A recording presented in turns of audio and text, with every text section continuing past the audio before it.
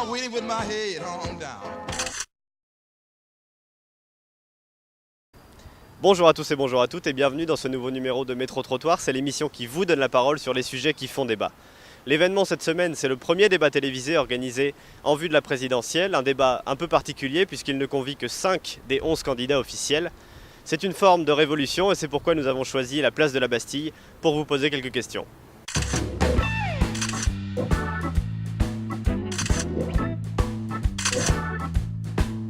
C'est un débat qui va être organisé entre les candidats à la présidentielle. Est-ce que vous allez suivre ce débat ? Non, honnêtement je pense pas.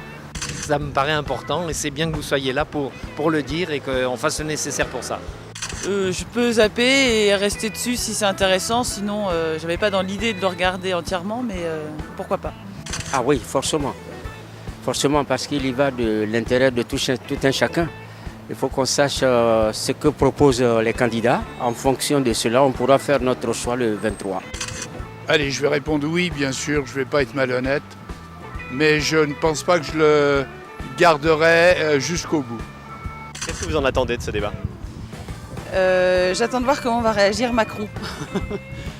J'attends que certains changent peut-être d'avis. J'imagine déjà quels seront les thèmes majeurs qui seront soulevés, surtout en présence de Marine. Le fait qu'on n'ait pas sélectionné tous les candidats pour le débat, ça pose problème. En démocratie, oui, c'est dérangeant, absolument. Les petits candidats, ils ont les mêmes droits que les autres. Non, c'est pas une bonne chose, c'est jamais une bonne chose de fermer le clapet de force à des candidats. On est candidats à la présidentielle, ils sont censés tous être à égalité au niveau du temps de parole. Antidémocratique. Ça s'appelle de la ségrégation. Je n'appellerais pas ça comme ça, je crois qu'on se fonde un peu sur les sondages. J'aurais trouvé plus courageux qu'on invite tout le monde sauf Marine Le Pen, mais enfin ça c'est pas TF1 qui va le faire. Il y a 11, il n'y a pas 5. S'il y a 11, il y a 11. Pourquoi on ramène que 5, c'est ça?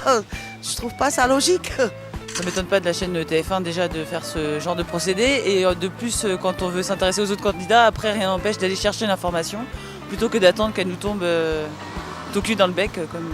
Voilà. Il y en a qui passent très souvent et puis d'autres n'ont presque jamais la télé. Par quoi elle est motivée cette décision d'après vous ? Parce que ça a toujours été comme ça de mettre en avant les candidats principaux. Il y en a qui se présentent et que c'est vraiment pas utile qu'ils se présentent parce qu'ils sont pas assez connus, je pense. Ça sert à rien de mettre 11 candidats et qui vont se couper la parole tout le temps. Enfin, faut mieux partir sur un plus petit effectif pour pouvoir avoir un débat plus fluent. Pour une question politique, justement. Parce qu'on met à l'écart certains partis. Après, voilà, c'est une chaîne privée. Ils obéissent à leurs actionnaires, pas aux règles de démocratie. Et TF1, après, je pense qu'il y a plus d'histoires peut-être de gros sous derrière. Il y a beaucoup de choses à dire sur les grands médias et il y a un contrôle de l'information à travers les grands médias qui sont contrôlés par le grand capitalisme français et international. Donc ça me gêne beaucoup. Vous pensez que TF1 a tendance à sélectionner les candidats à la place du peuple ? Bah vous ? C'est moi qui pose les questions. TF1 n'y est pour rien. Ils sont organisateurs du débat, point final. Est-ce que vous souhaiteriez que les 5 candidats majeurs annulent leur venue en soutien aux plus petits candidats pour la démocratie ?